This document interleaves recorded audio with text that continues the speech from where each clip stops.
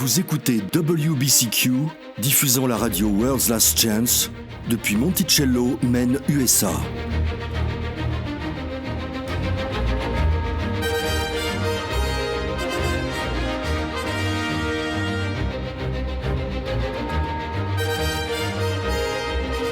Crimes violents, troubles politiques, instabilité financière, tout indique une crise imminente, une crise sans précédent.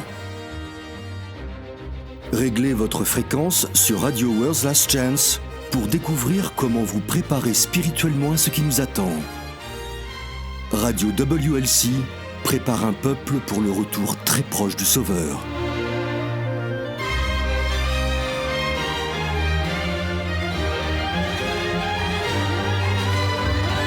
Bonjour et bienvenue sur Radio World's Last Chance, la radio qui vous apporte des messages remplis de vérité directement de la Bible. Je suis votre animateur, Denis Lefort. Et je suis Jean-Olivier, merci d'être à l'écoute, amis auditeurs.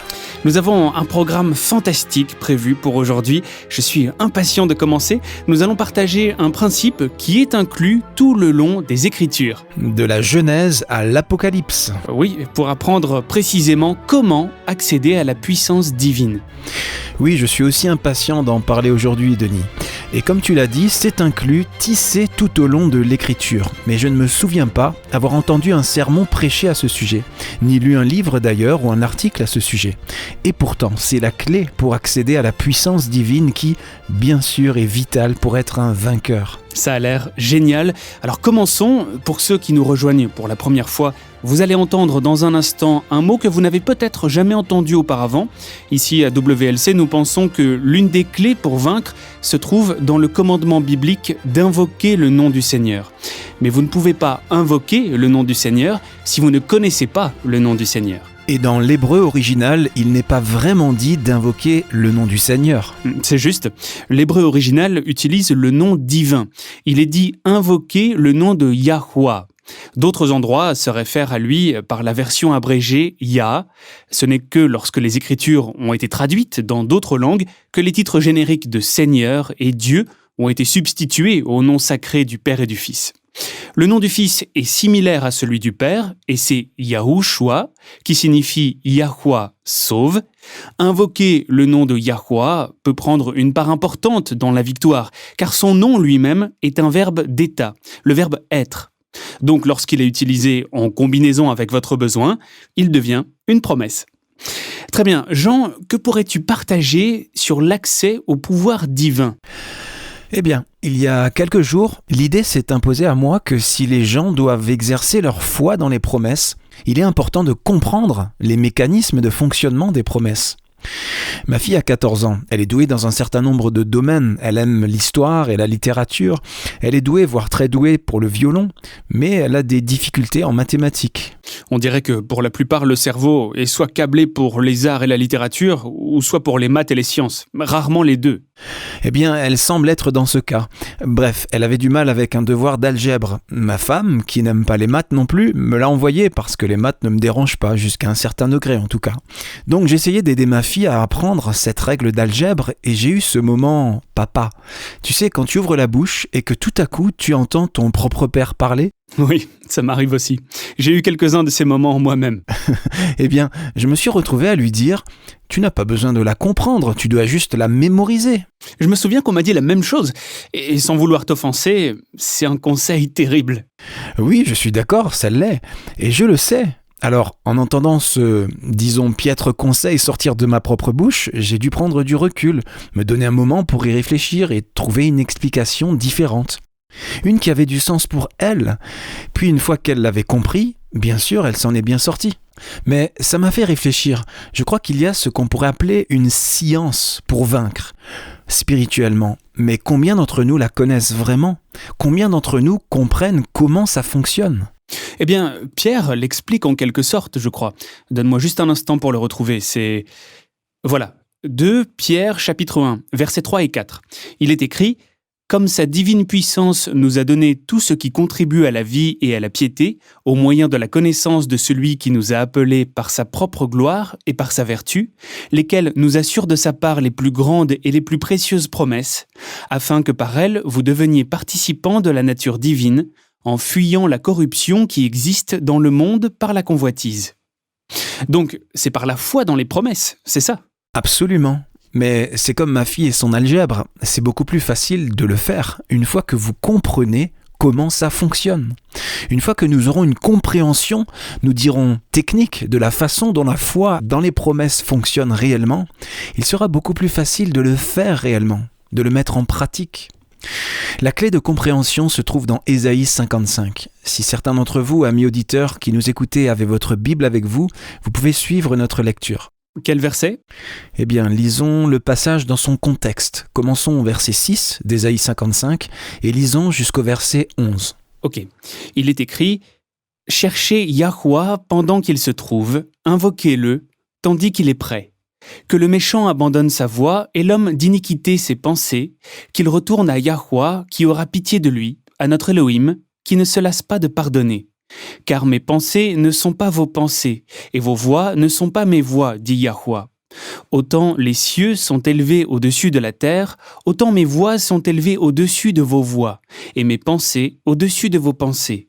Comme la pluie et la neige descendent des cieux et n'y retournent pas sans avoir arrosé, fécondé la terre et fait germer les plantes, sans avoir donné de la semence au semeur et du pain à celui qui mange, ainsi en est-il de ma parole qui sort de ma bouche.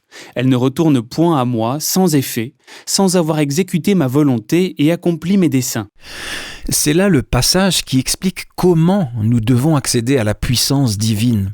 Et il est donné dans le contexte d'un appel aux méchants à abandonner leur voie, et à l'homme injuste ses pensées. C'est dans le contexte d'une invitation à revenir à l'adoration de Yahweh. Puis il est écrit « car ». C'est une explication. Yahweh nous dit, pour paraphraser, de cette manière, tout comme la pluie qui descend et qui est l'agent actif qui fait pousser et développer les plantes, fournissant de la nourriture pour tout le monde, ainsi en est-il de ma parole qui sort de ma bouche. Elle ne reviendra pas à moi sans effet, ou nier, annuler.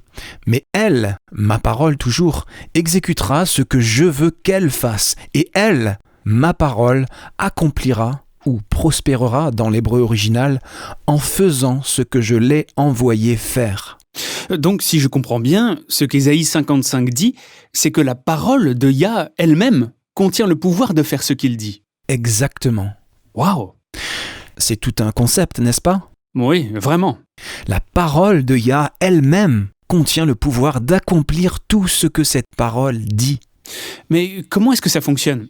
Précisément, comment ça fonctionne? La réponse à cette question est tout aussi fascinante et elle révèle l'une des principales raisons de l'hérésie de la Trinité. Intéressant. Avant d'en dire plus, permets-moi, Jean, d'expliquer très rapidement pour nos nouveaux auditeurs, cette idée d'une divinité trinitaire vient de l'ancien paganisme. Elle ne vient pas des Écritures. La Bible affirme à plusieurs reprises que Yahweh est un. Deutéronome 6, verset 4, « Écoute, Israël, Yahweh, notre Elohim, est un seul Yahweh. » C'est vrai. Le fameux verset de 1 Jean 5, où il est question du Père, du Fils et du Saint-Esprit, et ces trois-là sont un Jean 5, verset 7, a été ajouté dans les manuscrits 1000 ans plus tard, un millénaire après l'écriture du Nouveau Testament.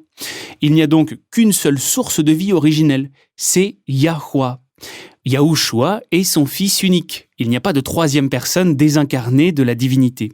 Cela n'est entré officiellement dans le christianisme qu'au concile de Nicée. Mais tu dis que la façon dont la parole de Yah a le pouvoir de faire ce qu'il dit est l'une des raisons principales de l'hérésie de la Trinité. Qu'est-ce que tu veux dire par là? Eh bien, la Bible parle effectivement d'un Esprit Saint. Genèse 1, verset 2 dit que l'Esprit d'Élohim se mouvait, se déplaçait au-dessus des eaux. Quand Jean le Baptiste a baptisé Yahushua, l'Esprit de Yah, sous la forme d'une colombe, est descendu et s'est posé sur lui. Il est donc certain que l'Écriture parle d'un Esprit Saint. Mais ce n'est pas une troisième personne désincarnée de la divinité. Non. Quand vous cherchez le mot « esprit » dans un dictionnaire biblique, il signifie simplement « souffle ». Le souffle de Yah a plané au-dessus des eaux. Le souffle de Yah a été soufflé sur le Sauveur sous la forme d'une colombe. L'Esprit Saint est simplement le souffle de Yahweh. Ce que cela nous dit, c'est que le Tout-Puissant est si puissant, si omnipotent, que son souffle même a le pouvoir de faire ce qu'il dit. C'est donc comme cela qu'il a pu créer l'univers à partir de rien, simplement en le faisant exister par le souffle de sa parole. Oui, le psaume 33 nous le dit. Les cieux ont été faits par la parole de Yahweh et toute leur armée par le souffle de sa bouche. Car il dit et la chose arrive, il ordonne et elle existe. La parole requiert deux choses. Des cordes vocales vibrantes pour commencer. Oui, des cordes vocales qui fonctionnent. Et l'autre chose est l'air, le souffle. Sans le souffle passant par ces cordes vocales, vous ne pouvez pas produire de son. Le souffle de Yahweh est saint, tout comme lui est saint. Son souffle même contient le pouvoir de faire ce qu'il dit, de sorte que même lorsque le monde entier est sombre et qu'il veut de la lumière, il n'a pas besoin d'allumer une torche. Tout ce qu'il a à faire, c'est de dire « lumière, soit ». Et la lumière fut. Genèse 1, verset 2 révèle qu'avant que Yahweh ne terraforme le monde, il était couvert d'eau. Alors Yah a dit « lumière, soit », et la lumière fut. Ensuite, qu'a-t-il dit ? Qu'il y ait une étendue ou un firmament entre les eaux. Et cela fut ainsi. Qu'a-t-il dit ensuite ? Que le sec ou la terre ferme apparaissent. Et cela fut ainsi. Tu vois le modèle ici ? Yah parle et il en est ainsi. Cela se passe comme il l'a dit. Cela existe. Ce qui n'existait pas juste avant existe maintenant à cause de ou par sa parole. On retrouve cela dans toutes les Écritures, pas seulement dans la semaine de la création. Par exemple, les enfants d'Israël devaient traverser la mer Rouge. Yah a dit à Moïse de tenir son bâton au-dessus des eaux, et elles se sont séparées. Pourquoi ? Est-ce que le bâton de Moïse avait quelque chose de magique ? Non. Bien sûr que non. C'était simplement pour montrer la foi de Moïse en Yah. C'est toujours la parole de Yah qui accomplit un événement miraculeux. C'est lui, Yahweh, qui a dit aux eaux de se séparer, quand Moïse a tendu son bâton et elles se sont séparées. Ils ont manqué de nourriture, il leur a envoyé la manne. Ils ont manqué d'eau, il leur a envoyé de l'eau pure et fraîche. Dans tout ce qui s'est passé, Yahweh a essayé d'inspirer leur foi en sa parole. Mais le plus bel endroit peut-être où ce principe s'est illustré, c'est dans la création d'Adam. Voudrais-tu lire, Denis, Genèse 2, verset 7 ? Bien sûr. Il est écrit « Yahweh Elohim façonna l'homme avec la poussière de la terre. Il insuffla un souffle de vie dans ses narines, et l'homme devint un être vivant. » Ou dans la King James, « Yahweh Elohim forma l'homme de la poussière du sol. Il souffla dans ses narines un souffle de vie, et l'homme devint une âme vivante. » Peut-être que le Père a dit son propre nom. Peut-être qu'il a dit « Sois » quand il a déclaré Adam à l'existence. Nous ne savons pas. Mais ce que nous savons, c'est qu'une fois que le souffle de vie a été insufflé dans ses narines, cette grande sculpture de boue est devenue un être vivant, respirant et sensible. Simplement parce qu'il a parlé et il en a été ainsi. Il a ordonné et Adam a existé. Ce que nous devons retenir, c'est que l'Esprit Saint, littéralement le souffle de Yahweh, contient le pouvoir qui a appelé ex nihilo, c'est-à-dire à partir de rien, toute la création à l'existence. Ok, nous allons faire une courte pause et à notre retour, j'aimerais parler de la façon dont nous pouvons prendre ces connaissances et les appliquer à nos vies spirituelles. À tout de suite. Des millions de chrétiens aujourd'hui croient que les rachetés ont une sécurité éternelle. En d'autres termes, ils supposent qu'une fois que quelqu'un a été sauvé, il sera toujours sauvé. Cela peut sembler bon, mais une étude approfondie de cette croyance révèle que cela contredit l'Écriture. Si vous souhaitez en savoir plus, rendez-vous sur notre site web worldslastchance.com et lisez l'article « Une fois sauvé, toujours sauvé ». Rendez-vous sur worldlastchance.com et découvrez ce que l'Écriture enseigne à propos de la doctrine populaire « Une fois sauvé, toujours sauvé ».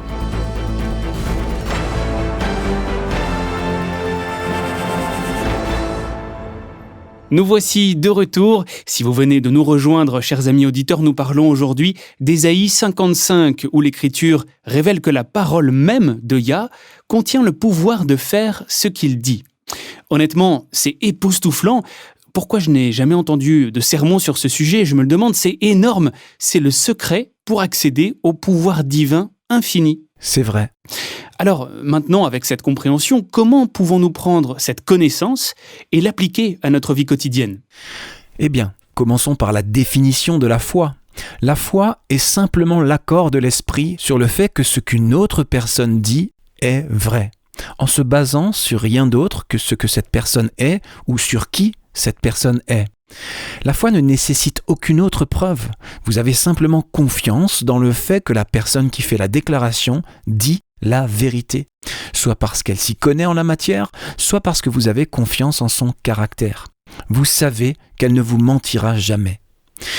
Alors maintenant, Denis, donne-moi des caractéristiques absolues sur le caractère de Yah. Parle-moi de lui. Eh bien, 1 Jean 4, verset 16 nous dit que Yah est amour. Et comme quelqu'un qui vous aime, vous pouvez avoir confiance qu'il veut ce qu'il y a de meilleur pour vous, n'est-ce pas? Quoi d'autre? Il ne ment pas. Plus que cela, il ne peut pas mentir. Oh, c'est vrai. Nous parlons tout le temps du fait que Yah ne peut pas mentir, comme si c'était un attribut de caractère, mais c'est aussi la réalité de son existence. S'il dit que quelque chose est ainsi, alors c'est soudainement ainsi, même si ce n'était pas le cas avant qu'il le dise. C'est vrai. Quand vos paroles contiennent un pouvoir créatif, il n'y a tout simplement aucun moyen possible de mentir, puisque les mots eux-mêmes que vous prononcez contiennent le pouvoir de créer la réalité que vous avez dite. Maintenant, j'aimerais aller dans la lettre aux Hébreux au chapitre 11. Lisons le verset 1. Ici, l'auteur des Hébreux nous donne un autre aperçu de la manière dont nous devons combiner la foi avec le pouvoir créateur de Yah pour revendiquer les promesses. Or, la foi est une ferme assurance des choses qu'on espère, une démonstration de celles qu'on ne voit pas. Ou dans la King James, « Or, la foi est la substance des choses qu'on espère, la preuve de celles qu'on ne voit pas. » Ce qu'il essaie de faire comprendre ici, c'est que lorsque votre esprit accepte la réalité décrite dans l'une des promesses de Yah, votre propre réalité est modifiée pour refléter cette réalité créée par la parole de Yah. Ça revient à dire que la parole de Yah contient en elle-même le pouvoir de faire ce qu'il dit. Ok. Honnêtement, est-ce que ça ne semble pas un peu New Age comme concept? Aurais-tu des exemples dans la Bible où ça a fonctionné de cette façon? Nous avons les propres mots de Yahushua qui expliquent cela. Allons dans Matthieu, chapitre 9, et lisons les versets 27 à 30. Étant parti de là, Yahushua fut suivi par 2 aveugles qui criaient « Aie pitié de nous, fils de David !» Lorsqu'il fut arrivé à la maison, les aveugles s'approchèrent de lui, et Yahushua leur dit « Croyez-vous que je puisse faire cela ?» « Oui, Seigneur, lui répondirent-ils. Alors il leur toucha les yeux en disant « Qu'il vous soit fait selon votre foi. » Et leurs yeux s'ouvrirent. Yahushua leur fit cette recommandation sévère. « Prenez garde que personne ne le sache. » Ici, Yahushua a pris le temps d'expliquer que leur réalité serait façonnée par leur foi. Avait-il la foi nécessaire pour réclamer le pouvoir contenu dans la promesse ? Donc ce que tu dis, c'est que la foi est en quelque sorte la main qui saisit la puissance déjà contenue dans la promesse. Oui, c'est ça. Le pouvoir divin n'est pas contenu dans la foi d'une personne. La foi n'est pas une incantation magique. C'est, comme tu le dis, la main qui saisit la puissance qui est déjà contenue dans la parole de Yah. Un autre exemple se trouve dans l'histoire du centurion ou centenier romain. Allons au chapitre 8 de Matthieu toujours et lisons les versets 5 à 10. Comme Yahushua entrait dans Capernaum, un centenier l'aborda, le priant et disant « Seigneur, mon serviteur est couché à la maison, atteint de paralysie et souffrant beaucoup. » Yahushua lui dit « J'irai et je le guérirai. » Le centenier répondit « Seigneur, je ne suis pas digne que tu entres sous mon toit, mais dis seulement un mot et mon serviteur sera guéri. Car moi qui suis soumis à des supérieurs, j'ai des soldats sous mes ordres, et je dis à l'un « Va » et il va, à l'autre « Viens » et il vient, et à mon serviteur « Fais cela » et il le fait. Après l'avoir entendu, Yahushua fut dans l'étonnement, et il dit à ceux qui le suivaient « Je vous le dis en vérité, même en Israël, je n'ai pas trouvé une aussi grande foi. » Très bien. Regardons ce qui se passe dans cette histoire. Le Sauveur arrive à Capernaum, un endroit où certains des plus grands miracles de Yahushua ont été accomplis. Et voici ce centenier, qui est un Romain. De toute évidence, il a déjà entendu parler du Sauveur et il a la foi que Yahushua peut l'aider à résoudre son problème. Il se rend auprès de lui, explique que son serviteur est malade et demande à Yahushua de guérir l'homme. Yahushua, habitué à traiter avec ceux qui ont très peu de foi, lui répond quoi ?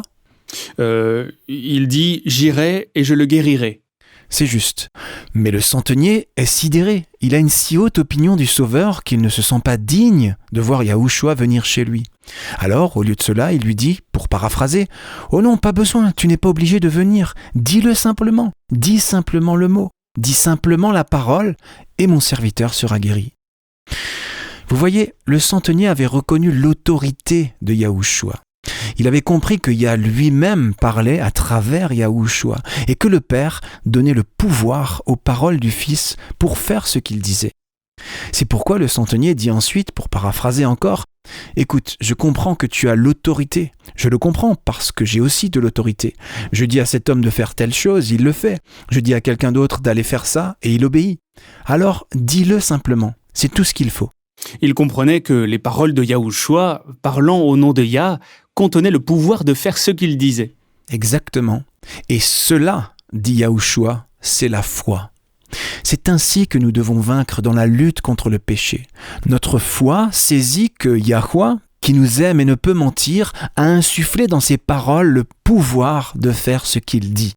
Donc, quand nous revendiquons l'une des promesses de Yahweh, elle s'accomplit. La réalité change pour correspondre à la promesse. Et quand nous faisons cela, de grandes choses commencent à se produire.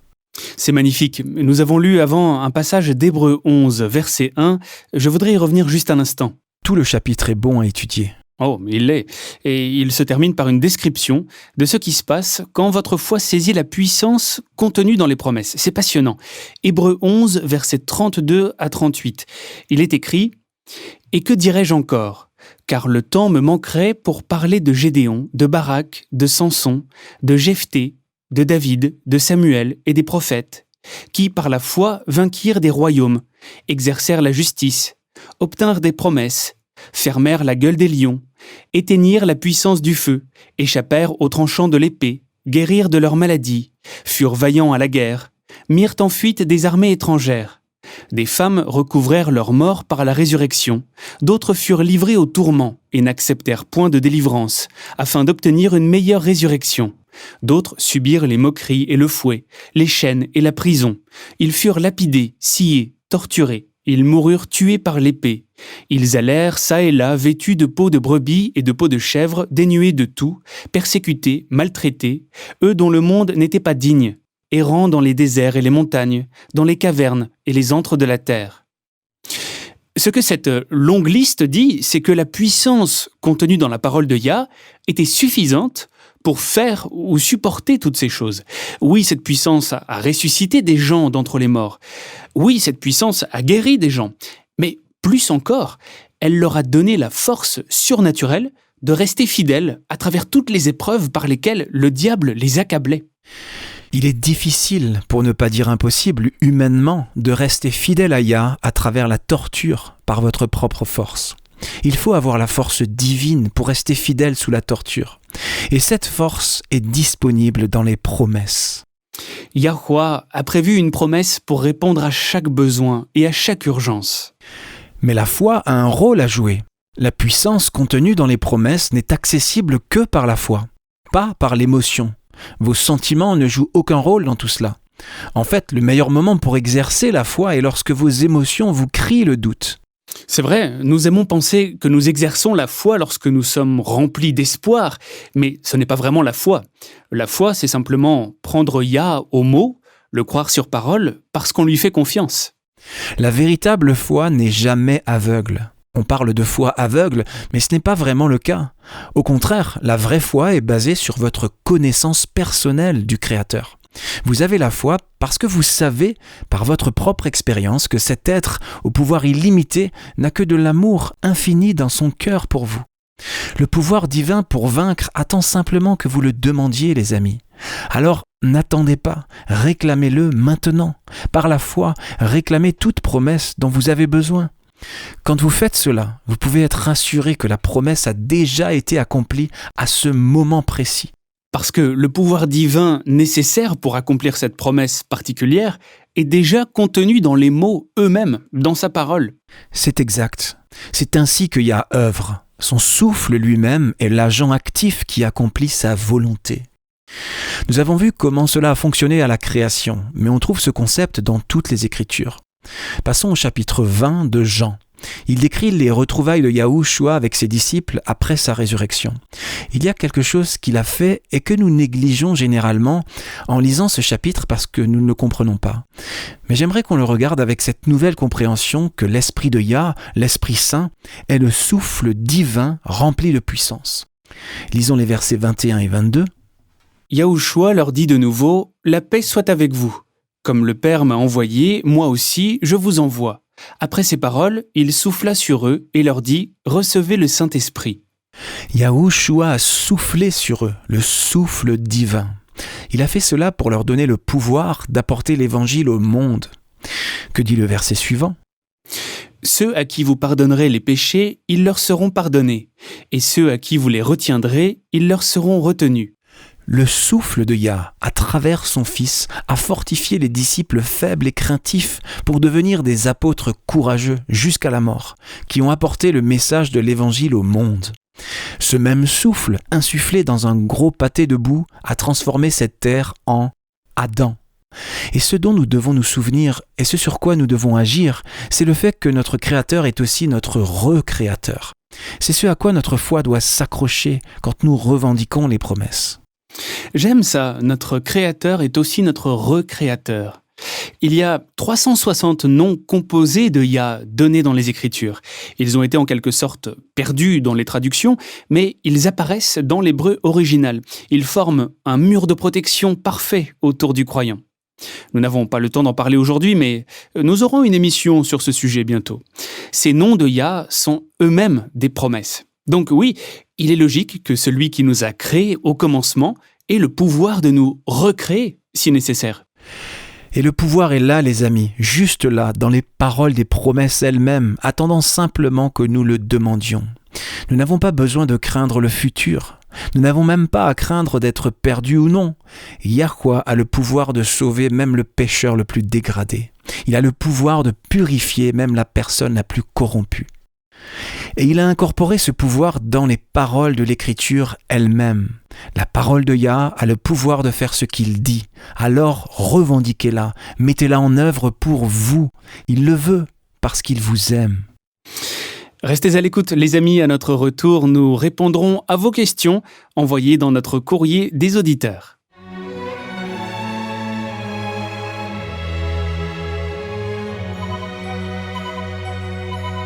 Vous écoutez la radio World's Last Chance sur WBCQ à 9330 kHz sur la bande des 31 mètres. Radio World's Last Chance prépare un peuple pour le retour très proche du Sauveur. World's Last Chance est consacré à la préparation d'un peuple pour le retour très proche du Sauveur. Nos programmes radio sur ondes courtes sont diffusés quotidiennement en 7 langues différentes dans le monde entier et d'autres langues sont à venir. Nos vidéos et articles ont été traduits dans plus de 30 langues différentes. Et nous ne nous concentrons pas sur un seul point de doctrine. Nous voulons nous associer au ciel dans la diffusion de toute la vérité, au monde entier. Nos articles et vidéos couvrent une variété de sujets importants pour la croissance et le développement de la marche chrétienne. Nous présentons du contenu couvrant la piété pratique pour la vie quotidienne, les croyances bibliques fondées sur la parole de Yah seule, le calendrier du Créateur et les prophéties de la fin des temps qu'il est vital de connaître. Nous traitons même divers vents de doctrines incorrectes que Satan a utilisés pour tromper des multitudes et nous démontrons à partir des Écritures pourquoi elles sont fausses et ce qu'est la vérité. Visitez notre site worldslastchance.com dès aujourd'hui. Apprenez la vérité pour ces derniers jours. C'est l'heure de notre courrier des auditeurs. Solé Ramirez de quelque part au Nicaragua a une question pour nous. Elle écrit « J'ai été élevé dans la religion catholique, mais plus j'étudie la Bible, plus je me pose des questions sur ce qu'on m'a enseigné. Pourriez-vous s'il vous plaît me dire ce que la Bible dit au sujet du purgatoire ?» Eh bien, pour ceux qui ne connaîtraient pas cette croyance, définissons d'abord ce qu'on entend par purgatoire. Les catholiques romains enseignent que le purgatoire est un lieu de transition. Le mot lui-même signifie un lieu de purification. Certains passages de l'Écriture sont utilisés pour soutenir l'idée du purgatoire. Mais quand le sujet est étudié dans son contexte, il devient rapidement clair que la Bible n'enseigne pas l'existence du purgatoire. D'où vient cette idée ? Eh bien, les catholiques croient en un enfer toujours brûlant, éternellement. Ils enseignent que si une personne est perdue, elle brûlera pour l'éternité. Et cela crée un problème. Eh bien oui, même pour nos esprits humains déchus, ça semble un peu excessif. Et que faire si une personne n'est pas assez bonne pour être sauvée, mais pas assez mauvaise pour brûler pour l'éternité ? C'est de là que vient l'idée du purgatoire. C'est un lieu intermédiaire, soi-disant, de sorte que si une personne fondamentalement bonne meurt avec des péchés qu'elle n'a pas eu l'occasion de confesser au prêtre, ou pour lesquels elle n'a pas encore fait pénitence, la doctrine catholique veut qu'elle aille au purgatoire et puisse ensuite être purifiée et sauvée. Donc, en d'autres termes, ils deviennent leurs propres sauveurs, faisant la propitiation pour leurs péchés. C'est ça. Et voilà le problème de cette doctrine. Dans Acte 4, Pierre et Jean ont été traînés devant le Sanhédrin. Pierre a fait une défense audacieuse du Sauveur en disant, au verset 11 et 12, « Yahushua est la pierre rejetée par vous qui bâtissez, et qui est devenue la principale de l'angle. Il n'y a de salut en aucun autre, car il n'y a sous le ciel aucun autre nom qui ait été donné parmi les hommes, par lequel nous devions être sauvés. » Notre salut vient de Yahushua. Point final, nous ne l'obtenons pas par la mortification de notre chair. Voudrais-tu lire, Denis, Jean 3, verset 18 pour nous ? Nous connaissons tous Jean 3, 16. « Car Yah a tant aimé le monde qu'il a donné son Fils unique, afin que quiconque croit en lui ne périsse point, mais qu'il ait la vie éternelle. » J'aime aussi Jean 3, 17. « Yah, en effet, n'a pas envoyé son Fils dans le monde pour qu'il juge le monde, mais pour que le monde soit sauvé par lui. » Donc, nous sommes sauvés seulement par le sang de Yahushua. Lisons maintenant Jean 3, 18. Celui qui croit en lui n'est point jugé, mais celui qui ne croit pas est déjà jugé parce qu'il n'a pas cru au nom du Fils unique de Yah. Ce verset contredit tout le concept du purgatoire. Notre salut est basé sur ce que Yahushua a fait pour nous. Nous l'acceptons ou non, nous le croyons ou non, c'est notre choix. Mais notre salut n'est pas basé sur le fait de brûler un peu dans les feux du purgatoire pour pouvoir entrer ensuite dans le royaume de Yahushua sur la nouvelle terre. Avançons de 2 chapitres et lisons maintenant Jean 5, verset 24. Cela prouve également que le salut vient directement de Yahushua et non pas de quelque chose que nous pourrions gagner ou mériter. En vérité, je vous le dis, celui qui écoute ma parole et qui croit à celui qui m'a envoyé a la vie éternelle et ne vient point en jugement, mais il est passé de la mort à la vie. Très bien, maintenant allons dans 2 Corinthiens 5 et lisons le verset 21. Celui qui n'a point connu le péché, il l'a fait devenir péché pour nous, afin que nous devenions en lui justice de Yah. Et lisons encore un autre passage dans Romains 4, les versets 4 et 5. Ici, Paul explique la futilité totale d'essayer de nous frayer notre chemin vers le salut par l'amélioration ou le développement de soi. Or, à celui qui fait une œuvre, le salaire est imputé, non comme une grâce, mais comme une chose due. Et à celui qui ne fait point d'œuvre, mais qui croit en celui qui justifie l'impie, sa foi lui est imputée à justice. Ou dans une autre version, si quelqu'un accomplit un travail, on lui compte son salaire non pas comme si on lui faisait une faveur, mais d'après ce qui lui est dû. Et si quelqu'un n'accomplit pas d'œuvre, mais place sa confiance en Yah qui déclare juste les pécheurs, Yah le déclare juste en portant sa foi à son crédit. La justice de Yahushua est un don gratuit, donné à tous ceux qui croient et la réclament par la foi. Elle ne vous sera pas appliquée après avoir brûlé au purgatoire quelques années, parce que vous aviez une pensée mauvaise quand votre voiture a été percutée par un conducteur ivre. Cela laisserait votre salut dépendre de votre état d'esprit à l'instant de votre mort, plutôt que du sang de Yahushua. Le sang de Yahushua nous offre plus d'assurance que ça. Tu sais, je me suis penché sur cette doctrine il y a quelques années. J'étais curieux de savoir ce que l'Église primitive enseignait. Et qu'est-ce que tu as trouvé ? Il n'y a aucune trace dans l'Église primitive de cette croyance.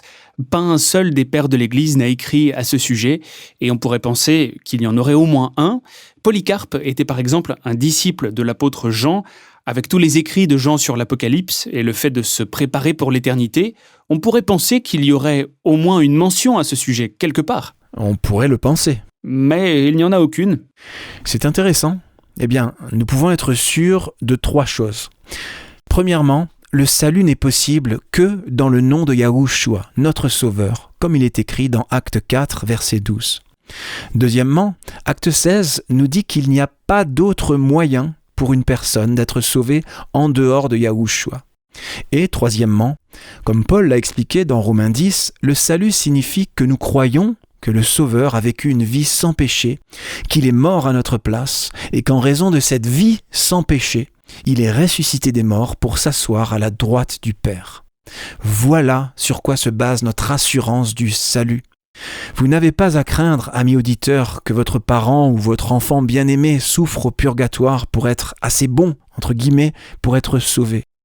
Pour conclure, allons dans Romains au chapitre 1 et lisons les versets 16 et 17. « Car je n'ai point honte de l'Évangile, c'est une puissance de Yah pour le salut de quiconque croit, du juif premièrement, puis du grec, parce qu'en lui est révélée la justice de Yahweh par la foi et pour la foi, selon qu'il est écrit, le juste vivra par la foi. » Le pardon des péchés, comme la vie éternelle, est un don, c'est un cadeau. Ce n'est pas quelque chose qui peut être gagné par une quelconque souffrance. Romains 6, verset 23 nous dit que le salaire du péché, c'est la mort, mais que le don de Yah, c'est la vie éternelle. Si vous obtenez la vie éternelle par la souffrance, ce n'est plus un don. C'est quelque chose que vous mériteriez parce que vous l'auriez gagné. C'est la raison fondamentale pour laquelle la doctrine du purgatoire est fausse. Le salut est un don. Il l'a toujours été et le sera toujours. C'est un don de la grâce divine venant du cœur d'amour infini du Père. Amis auditeurs, si vous avez des questions ou des commentaires, sachez que nous aimerions les entendre. Il suffit de nous écrire en allant sur notre site web worldslastchance.com et en cliquant sur « Contactez-nous ». Nous apprécions toujours d'avoir des nouvelles de nos auditeurs.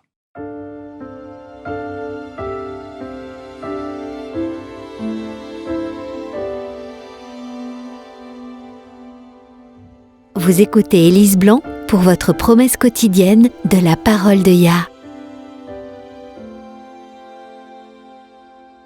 En 1989, un tremblement de terre de 8,2 sur l'échelle de Richter a dévasté l'Arménie. En moins de 4 minutes, plus de 30 000 personnes ont perdu la vie. Si vous n'avez jamais vécu une expérience similaire, il est difficile de saisir l'ampleur de l'angoisse et de la souffrance. Le monde, pour ces gens, est détruit. La vie des survivants n'est plus jamais la même. C'est aussi de ces tragédies que naissent les histoires de véritable héroïsme. Je voudrais vous parler d'un héros qui a vécu ce terrible moment. Cet homme était un père de famille. Au moment du tremblement de terre, son fils était à l'école. Dès que le sol a suffisamment cessé de trembler pour qu'il puisse bouger, il s'est précipité vers l'école de son fils. Là-bas, au lieu de l'école, il n'y avait qu'un immense tas de décombres. Je ne peux même pas imaginer ce qui a dû se passer dans sa tête. Il est certain que le choc et l'horreur ont dû être énormes. D'autres parents étaient là, marchant dans un état de sidération, appelant leurs enfants par leur nom. Mais ce père a réagi différemment. La vue du tas de décombres n'a fait que le pousser à l'action. Il s'est précipité vers l'arrière du bâtiment où se trouvait la classe de son fils et a commencé à creuser. Vous vous demandez peut-être pourquoi ? Quel espoir réel avait-il ? Quelles étaient les chances que son fils ait miraculeusement échappé à la mort ? Ce qui a poussé cet homme à continuer d'agir, c'est une promesse. Il avait promis à son fils qu'il serait toujours là pour lui. C'est ce qui l'a poussé à espérer et à donner de la force à son corps. Alors qu'il creusait, des passants bien intentionnés ont essayé de l'éloigner des décombres. « C'est trop tard, disait-il, ils sont tous morts. Tu ne peux pas les aider. Rentre chez toi, il n'y a rien que tu puisses faire. » Même les pompiers ont essayé de l'éloigner, expliquant « Il y a des explosions et des incendies partout, c'est trop dangereux, rentre chez toi. » Un officier de police compréhensif a essayé de lui faire entendre raison. Il a dit « Je comprends que tu sois en colère, tu es bouleversé, mais c'est fini, rentre chez toi. » Mais le père avait fait une promesse et il allait la tenir. L'amour que cet homme avait pour son fils l'a fait creuser pendant 8 heures, puis 12 heures, 16 heures, 24 heures, 36 heures.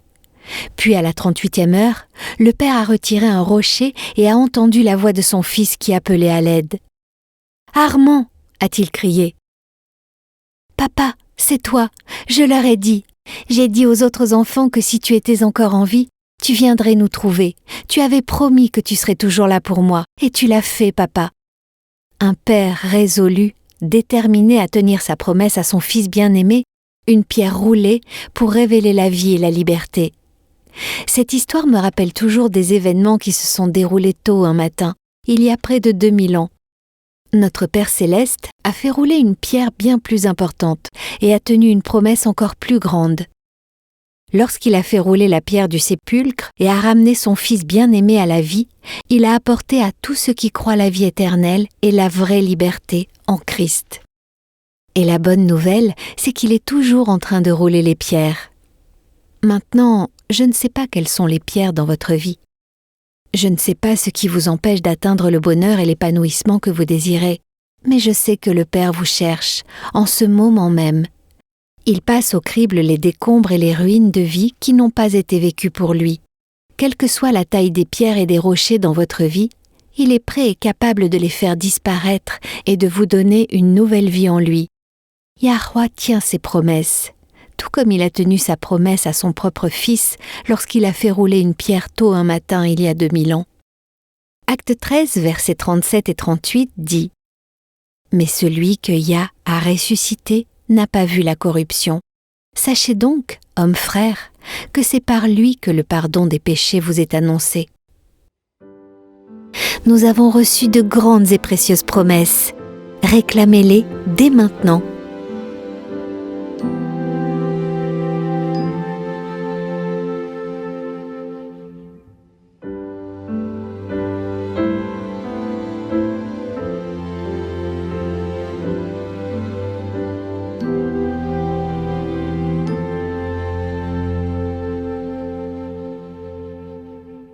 Vous savez, si vous avez été élevé en tant que chrétien croyant en sa parole, vous avez grandi en apprenant que Yahweh est tout-puissant. On vous a enseigné que vous ne pouvez pas vous sauver vous-même. Et tout cela est vrai. Mais il est facile, presque sans s'en rendre compte, de glisser dans cette mentalité du salut qui serait basée sur notre foi, ou sur notre repentance, ou sur le fait que nous en faisions une partie, d'une quelque manière, par nous-mêmes. Eh bien, Yahweh ne forcera jamais la volonté humaine. Il est vrai que nous devons activement choisir de suivre Yah. Mais au-delà de ça, tu as raison, Denis, c'est sa force, ses capacités de recréation qui s'exercent en notre faveur. C'est sa grâce et son amour qui sauvent les pécheurs. J'ai apprécié la discussion d'aujourd'hui parce que tu as raison, Jean. Comprendre les mécanismes du fonctionnement de la foi, comprendre qu'il s'agit simplement de la main qui se saisit de la puissance déjà intégrée dans la parole de Yah, cette compréhension renforce le fait que tout vient de Yah. Il n'y a vraiment rien de nous en ce qui concerne le salut.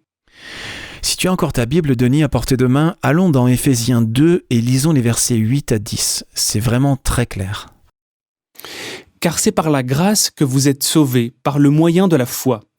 Et cela ne vient pas de vous, c'est le don de Yah. Ce n'est point par les œuvres, afin que personne ne se glorifie. Car nous sommes son ouvrage, ayant été créés en Christ Yahushua pour de bonnes œuvres, que Yah a préparées d'avance, afin que nous les pratiquions. » Il ne peut y avoir aucun doute. Le salut est un don gratuit, et Yahweh a fait absolument tout pour sauver le plus grand nombre de personnes possible. Il sait combien les pécheurs sont faibles, alors il nous a donné sa parole pour que, par la foi, nous puissions accéder à la puissance divine qui a appelé l'univers à l'existence. Nous trouvons cela dans toute l'Écriture. Est-ce que tu te souviens, Denis, de l'histoire de la femme prise en flagrant délit d'adultère ? Oui, les pharisiens voulaient l'utiliser comme une occasion de tendre un piège à Yahushua. S'il disait qu'elle devait être pardonnée, ils pouvaient le dénoncer devant le peuple comme contredisant la loi de Moïse, mais s'il disait qu'elle devait être lapidée, ils pouvaient l'accuser devant les Romains de prendre la loi en main. J'ai toujours aimé la façon dont Yahushua a contourné cela. Il a simplement dit que celui d'entre vous qui est sans péché lui jette la première pierre. Et puis, il s'est baissé vers le sol et a écrit dans la poussière, vraisemblablement, tous les péchés dont les pharisiens étaient coupables. Et ils se sont dispersés comme des lapins. Oui. Veux-tu lire Jean 8, versets 10 et 11 ? Voyons la conversation entre la femme et le Sauveur. Ce passage prend une énorme signification quand vous apprenez que la puissance divine est contenue dans la parole divine. Alors, s'étant relevé et ne voyant plus la femme, Yahushua lui dit « Femme, où sont ceux qui t'accusaient ? Personne ne t'a-t-il condamné ? Elle répondit, non Seigneur. Et Yahushua lui dit, je ne te condamne pas non plus. Va et ne pêche plus. Je ne te condamne pas non plus. Cela, juste là, est énorme. Le Sauveur ne vous condamne pas. Mais c'est la phrase suivante qui nous donne un pouvoir surnaturel. Va et ne pêche plus. Le pouvoir divin de le faire est contenu dans ces mots mêmes, dans cette parole. Devons-nous être parfaits ? Oui, mais le pouvoir de le faire nous est donné, nous est offert. Ce n'est pas quelque chose que nous pouvons faire par nous-mêmes, jamais. Quand Yahushua reviendra, le peuple de Yah ne sera pas parfait, du moins pas avant qu'il ne soit doté d'une nature supérieure. Mais ils auront eu à cœur d'obéir à la loi de Yah. Ils auront éprouvé de la peine pour le péché. Ils auront voulu refléter parfaitement l'image divine, même si, dans leur faiblesse humaine, ils auront commis des erreurs et trébuché dans le péché. À son retour, quand les morts seront ressuscités incorruptibles, les justes vivants seront transformés et recevront une nature supérieure. Donc, même la sainteté et la justice ou droiture des saints sont un don de la grâce divine. Notre rôle consiste simplement à choisir de nous accrocher à la puissance contenue dans les promesses divines. C'est vraiment bon à savoir parce que, je vais vous dire, quand vous commencez à regarder les prophéties des jours à venir, le chaos et les innombrables pertes de vie lors des trompettes de l'Apocalypse à venir, la confusion quand Satan viendra en se faisant passer pour Yahushua, le martyre des saints quand la marque de la bête sera appliquée, vous commencez à vous sentir très petit, faible et insignifiant. Personne ne s'en sortira par ses propres moyens. Non, mais Yahuwah ne s'attend pas à ce que nous nous en sortions par nous-mêmes. Voilà pourquoi il nous a donné sa parole, pour que nous la réclamions par la foi. Donc, quand ces choses arriveront, très bientôt, si vous n'avez pas de nourriture et aucun moyen d'en obtenir, parce que la terre sera frappée par la famine mondiale à la première trompette, si l'eau de votre puits aura été contaminée par les événements de la deuxième trompette et que les gens autour de vous mourront, vous pourrez réclamer la promesse d'Ésaïe 33, verset 16. Celui-là habitera dans des lieux élevés, des rochers fortifiés seront sa retraite, du pain lui sera donné, de l'eau lui sera assurée. Ou si vous êtes en danger pour avoir défendu la parole de Yah, si votre sécurité personnelle ou celle de vos proches semble dépendre du fait de céder et de recevoir la marque de la bête, vous pourrez revendiquer la promesse d'Ésaïe 54, verset 17. Toute arme forgée contre toi sera sans effet, et toute langue qui s'élèvera en justice contre toi, tu la condamneras. Tel est l'héritage des serviteurs de Yahuwah, tel est le salut qui leur viendra de moi, dit Yahuwah. Il est intéressant de noter que cette promesse se trouve juste quelques versets avant le passage qui explique que la parole de Yahuwah contient le pouvoir de faire ce qu'il dit. Alors, n'ayez crainte les amis, ne désespérez pas parce que vous semblez pécher et continuez à pécher. Réclamez le pouvoir contenu dans les promesses de Yah. C'est pour cela qu'elles sont là. Il veut que chacun d'entre nous choisisse de le prendre au mot, de le croire sur parole. Il sait que, par notre propre force et pouvoir, nous ne pouvons pas nous préparer. Nous ne pouvons pas nous repentir suffisamment. Mais, si nous le prenons au mot et réclamons ses promesses, c'est lui qui nous préparera. Parce que c'est lui qui l'a promis, et que Yahuwah ne ment jamais. Rejoignez-nous demain, et d'ici là, souvenez-vous, Yahuwah vous aime, et vous pouvez compter sur lui, car il est digne de confiance.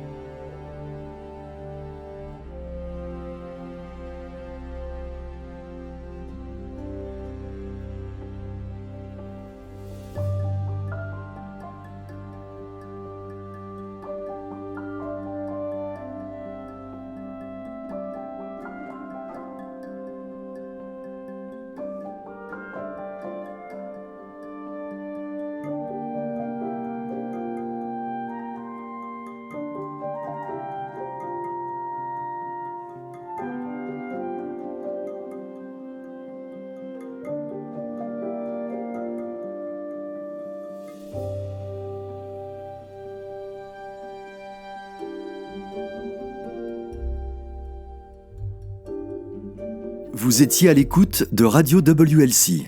Cette émission, ainsi que les émissions précédentes de Radio WLC, sont disponibles en téléchargement sur notre site internet. Elles sont parfaitement appropriées pour être partagées avec des amis et pour des études bibliques. Elles sont également une ressource merveilleuse pour ceux qui adorent Yahuwah, seuls, en famille ou en groupe à la maison. Si vous souhaitez écouter les émissions de Radio WLC, rendez-vous sur notre site internet à l'adresse worldslastchance.com. Cliquez sur l'icône Radio WLC en haut à droite de la page d'accueil. Cela vous permettra de télécharger les épisodes dans votre langue préférée. Vous trouverez également des articles et des vidéos disponibles en plusieurs langues. Rejoignez-nous demain pour un autre message rempli de vérité sur WBCQ à 9330 kHz sur la bande des 31 mètres. Radio World's Last Chance prépare un peuple pour le retour très proche du Sauveur.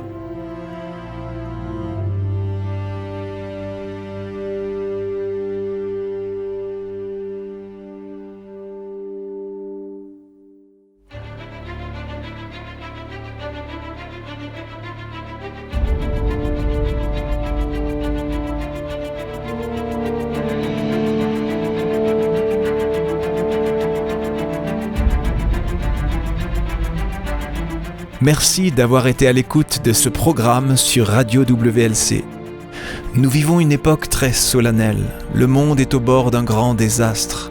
Des événements catastrophiques vont bientôt se produire qui mettront fin à notre ère et inaugureront la nouvelle. Dans sa grande miséricorde, Yahuwah a révélé par la prophétie ce que l'avenir nous réserve. Apocalypse 8 prédit une série d'événements d'une gravité croissante qui dévasteront la terre. Les réserves de nourriture mondiale seront décimées. La famine et la mortalité qui l'accompagnent en résulteront. Les réserves d'eau potable de la terre seront également touchées. Apocalypse 9 nous révèle que des démons se feront passer pour des extraterrestres. La terreur et la dévastation causées par cette soi-disant invasion extraterrestre feront que les gens chercheront désespérément à se mettre en sécurité à tout prix. La liberté de vivre et de pratiquer le culte selon ce que nous dicte notre conscience ne sera qu'un souvenir du passé. De nombreuses vies seront perdues au cours de cette série d'événements et lorsque la marque de la bête sera imposée, il y aura des martyrs. Chaque événement sera une préparation pour la crise suivante, dans un long et dernier appel à la repentance de la miséricorde divine, car Yahuwah ne veut pas qu'un seul périsse, mais au contraire que tous arrivent à la repentance. Peu de temps après les événements décrits dans Apocalypse 8 et 9, les 7 derniers fléaux s'abattront sur la terre. Ces fléaux et les trompettes précédentes feront des ravages et sèmeront le chaos sur la terre. Ils causeront une destruction et une misère sans précédent. Ésaïe 24 nous avertit ainsi. Oui, Yahuwah va dévaster la terre, il va la ravager, en bouleverser la surface, il en dispersera les habitants. La terre se déchire et se fissure, elle vacille, elle oscille et titube, pareille à un ivrogne, et elle est ébranlée comme une cabane, car le poids de son crime pèse sur elle. Elle tombe et ne se relève plus. Pour les croyants, cependant, il y a de l'espoir. En décrivant la fin de notre époque, Yahushua a dit dans Luc 21, verset 28, « Quand ces événements commenceront à se produire, levez la tête et prenez courage, car alors votre délivrance sera proche. » Oui, la fin sera traumatisante, elle est censée l'être. Yahuwah veut sauver chaque individu qu'il peut sauver. C'est pourquoi il permet ce point culminant final pour réveiller les âmes.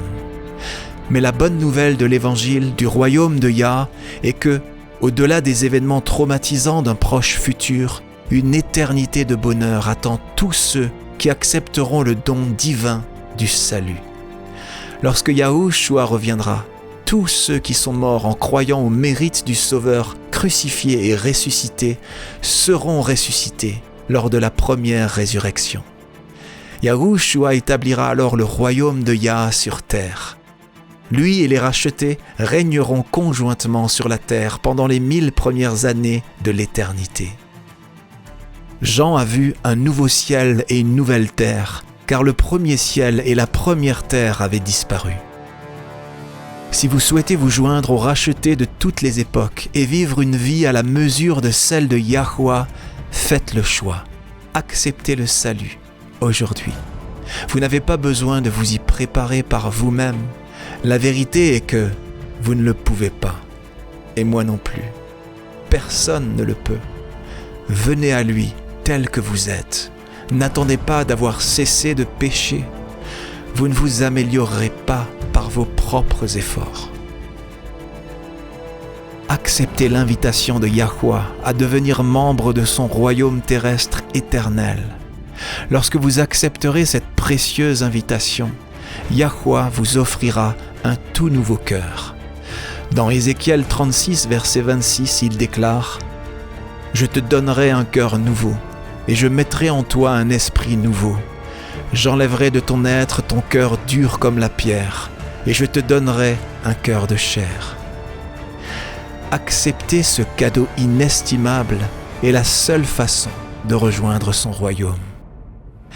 Venez à Yahuwah tel que vous êtes. Il attend, les bras grands ouverts, désireux de recevoir tous ceux qui viennent à lui.